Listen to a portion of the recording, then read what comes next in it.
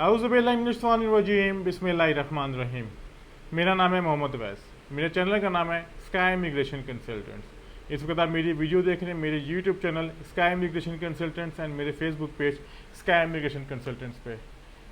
तुर्की tourist visa, तुर्की की visa ratio 99% क्यों है? क्या वजह है कि आपको तुर्की इतना वीज़ा दे रहा है? हमारी फ़ीस कितनी है? एम्बेसी की फ़ीस कितनी है? क्या न्यू चेंजेस आई हैं?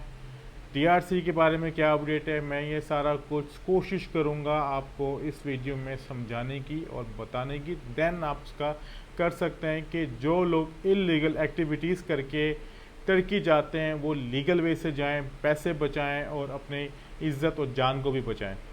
राइट। सबसे पहले आपको बाद में ये क्लियर कर दूं कि स्काई इमिग्रेशन कंसल्टेंट्स किसी किस्म के डन बेस पे कोई काम नहीं करता, ना ही तो उसको कोई रिकमेंड करता है। हमारा काम है जस्ट फाइल प्रिपरेशन करना।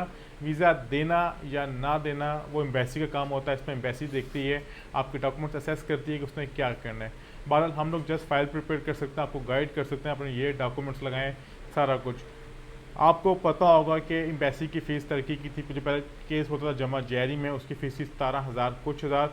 अब केस जमा होता है एनातोलिया सेंटर में, जो मुख्तलिफ बने हुए पाकिस्तान में, सारा कुछ। अब इनकी फ़ीस हो गई है 21,800, जो आपको वहाँ से कैश पे करनी पड़ती है।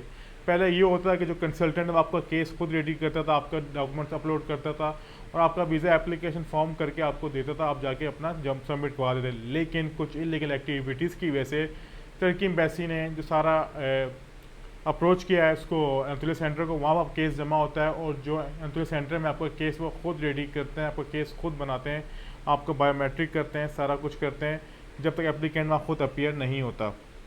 ये हो गया। सेकेंडली क्या होता है, आपसे फ़ीस ले लेंगे, आपका ट्रैवल आपने वहाँ आपने लेके जाना travel insurance, hotel reservation, ticket reservation, travel plan, आपने सब कुछ वहाँ पर लेकर जाना होता है अपने डॉक्यूमेंट्स के साथ। ठीक है, आपका केस वो सबमिट तभी होगा। अब आता हूँ, आपका वीज़ा लग गया। पहले बात बताता हूँ 99% वीज़ा रेशो क्या है, क्योंकि आपको पता होगा टर्किश लीरा है, इन्फ्लेशन की वजह से 12 रुपये 50 पैसे पे आ गया, जो 40-41 रुपये का था। जो वहाँ पर जो इन्फ्लेशन, जो लोग वहाँ पर गए हुए थे, जो मजदूरी करते, इलीगल काम करते, वो सब वहाँ से निकल आए हैं, होम कंट्रीज़ में आ गए या फिर दूसरे आगे कंट्रीज़ में चले गए हैं, क्योंकि बॉर्डर पे बहुत सी सख्ती हो गई है। तो वहाँ पर रहना इतना इजी नहीं था। जो बंदा पाकिस्तान से मजदूरी के लिए गया हुआ है, जिसकी सैलरी 2 से 3 हज़ार लीरा है, ठीक है, तो वहाँ पर वो उसको पाकिस्तानी अगर देखा जाए तो आपको 30 से उसको सैलरी मिल रही थी। जो उसको पहले 80-90 हज़ार पे थी, उसने ये सोचा कि मैं वापस अपने होम कंट्री में आके इतना पैसा मैं अपने होम कंट्री में भी कमा सकता हूँ। वो वापस अपनी होम कंट्री में आ गया।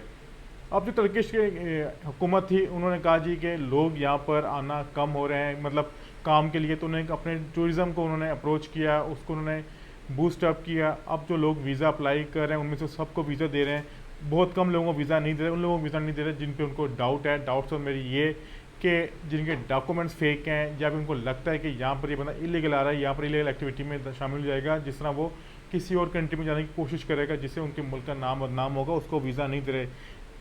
इसका ये मतलब बिल्कुल नहीं है अगर वीज़ा दे रहे हैं तो आपके डॉक्यूमेंट्स नहीं, आपके बैंक स्टेटमेंट नहीं है, कुछ भी आपको वीज़ा दे देंगे, ऐसा बिल्कुल भी नहीं है। वीज़ा उस बंदे को देंगे जिसके डॉक्यूमेंट्स कंप्लीट हैं। बहरहाल आपका वीज़ा लग गया, आप तुर्की पहुंच गए और आपने टीआरसी आपने हासिल कर लिया, जिसे टेम्परेरी रेजिडेंस कार्ड कहा जाता है। तो ये बात सोच लें कि आपको टीआरसी कार्ड बिल्कुल नहीं मिलेगा। तुर्की ने टीआरसी कार्ड देना बंद कर दिया है। ये बिल्कुल मैं आपको सिर्फ बता रहा हूँ, तुर्की ने टीआरसी कार्ड देना बंद कर दिया। और एक और चीज़ आपको ऐड भी कर दूँ, ये शायद आप लोगों को पता होगा कि जो लोग समझते हैं कि टीआरसी कार्ड के बारे में, टीआरसी का ये रूल है कि जो टीआरसी होने अगर आपका टीआरसी कार्ड है तो वहाँ पर आप काम नहीं कर सकते।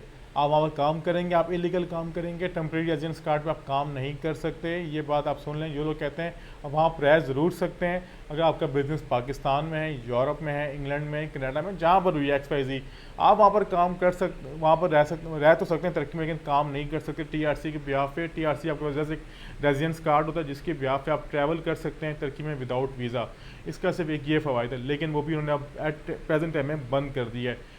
मैं बात ये भी ऐड कर दूं कि जो हमारी कंसिस्टेंसी फीस है स्काई इमिग्रेशन कंसल्टेंट की, वो है जस्ट और जस्ट 10,000 पाकिस्तानी रुपीज़ में, 10,000 रुपये। इसमें आपको प्रोवाइड करते हैं travel insurance, hotel reservation, ticket reservation, travel plan और वीज़ा रिक्वेस्ट लेटर इस फीस में शामिल। आपको सिर्फ एम्बेसी की फ़ीस पे करनी पड़ती है 21,800, यानी आपका प्रॉपर पैकेज, मुकम्मल पैकेज जो कॉस्ट आती है वो आती है 31,800 रुपये में आपको वीज़ा ग्रांट हो जाता है।